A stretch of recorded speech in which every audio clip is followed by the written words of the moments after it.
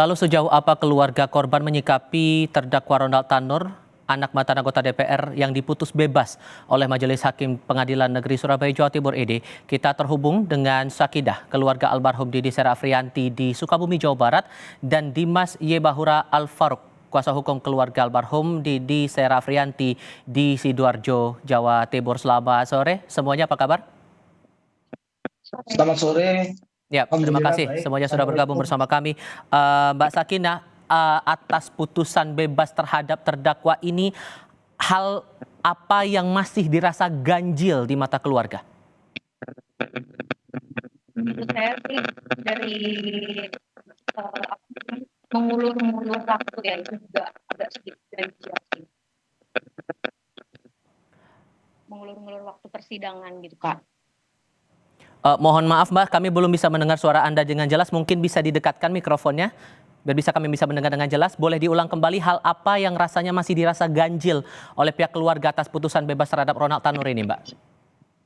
Iya, ini yang aku rasa ganjil kan, kenapa tiba-tiba bebas ya.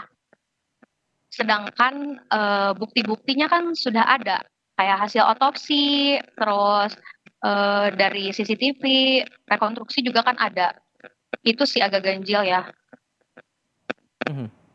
Dan dengan kalau yang Anda lihat dari pihak keluarga kan pasti mengikuti perkembangan kasus ini dari awal sampai akhir. Iya. Sejauh mana Iya. Anda mencermati perkembangan kasus itu sampai kemarin dijatuhi vonis bebas oleh pihak hakim? Ya, dari awal juga saya suka tanya ke pengacara saya kayak kapan sidang, tapi berkasnya katanya masih kurang, jadi kayak diundur-undur kayak gitu. Ya sampai akhirnya kemarin, di bulan kemarin saya baru dengar putusan yang 12 tahun itu, tapi ternyata di bulan ini tersangkanya udah bebas gitu aja. Itu udah janggal banget sih.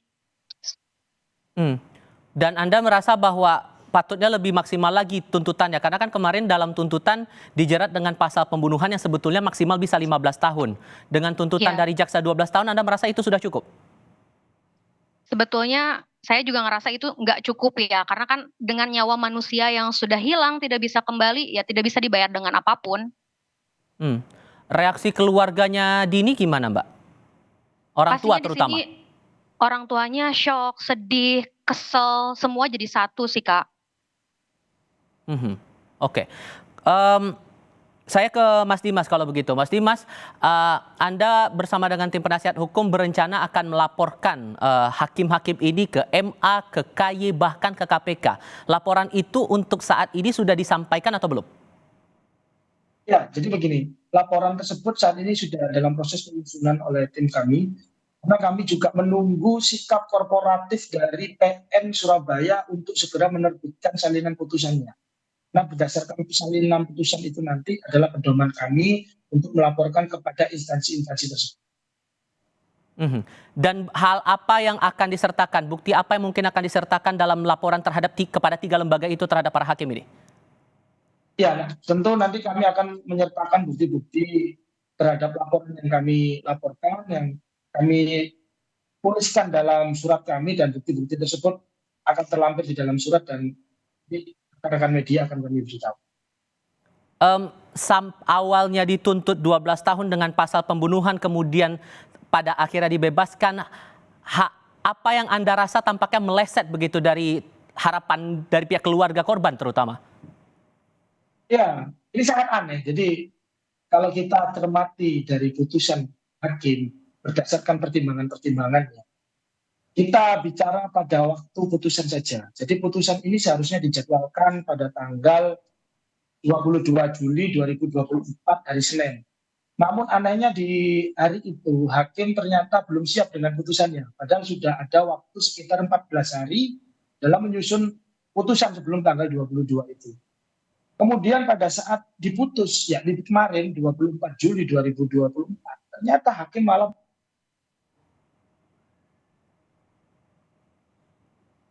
Bang Dimas? Ya. Oke, silakan. Suara saya jelas, Mas? Sudah bisa. Silakan dilanjutkan. Halo? Ya, Mas Dimas, masih mendengar suara saya? Halo? Oke, kita coba perbaiki komunikasi dulu dengan Dimas Y. Bahura Al-Faruq selaku kuasa hukum dari pihak korban. Mbak Sakinah, saya ke Anda kalau Halo. begitu. dengan langkah dari tim penasihat hukum melaporkan para hakim ke 3 lembaga begitu, dari pihak keluarga akan melakukan langkah-langkah lain mungkin untuk melawan vonis hakim ini? Ya, sorry terputus tadi, Mas.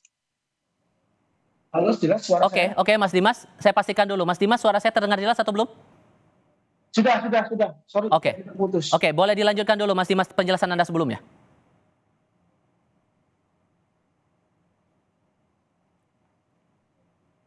Mas Dimas?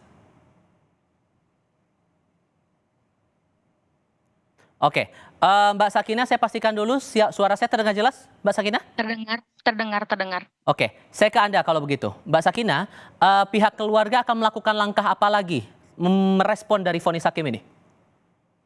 Ya, selain yang tadi yang Mas Dimas bilang, mungkin saya mau minta bantuan kepada masyarakat aja untuk mengawal kasus ini agar tidak lenyap gitu, agar terus-terusan menjadi pemberitaan publik, agar jadi attention gitu ya, jadi bisa diperhatikan dengan baik gitu, biar kami juga bisa mendapatkan keadilan dengan sebetul-betulnya dan sebenar-benarnya, tidak seperti ini.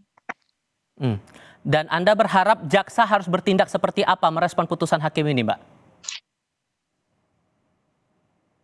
Mbak Sakina? Ya, halo? Anda berharap apa tindakan seperti apa yang harusnya jaksa lakukan terhadap putusan vonis ini? Harus banding atau ada langkah lain menurut Anda? Iya, pastinya jaksa harus meminta banding ya, karena menurut saya ya ini tidak benar gitu. Ya harusnya tersangkanya ya dihukum seberat-beratnya, kenapa bisa lolos gitu aja. Oke, Mas Dimas saya pastikan suara saya terdengar Mas Dimas?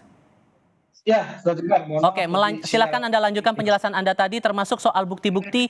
Apakah Anda merasa bukti yang selama ini muncul di persidangan jadi dasar hakim memutuskan perkara ini? Ya, anehnya bukti-bukti yang ada di persidangan itu tidak masuk dalam pertimbangan hakim.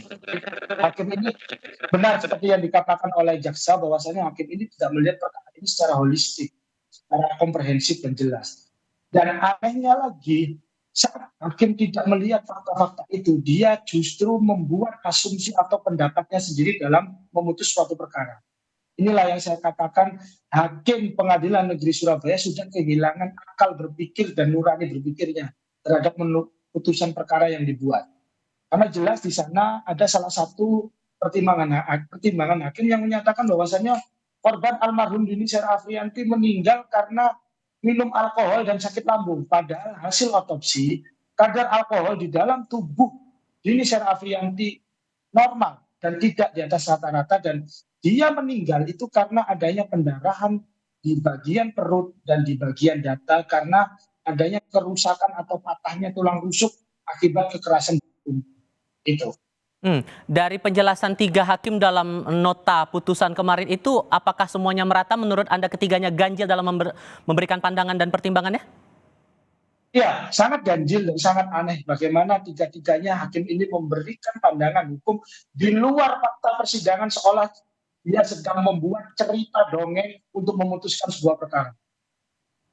Oke, perkembangan ini tentu menarik untuk dicermati. Mas Dimas, terima kasih. Mbak Sakina, terima kasih banyak sudah mau berdiskusi bersama kami. Selamat sore semuanya. Selamat sore.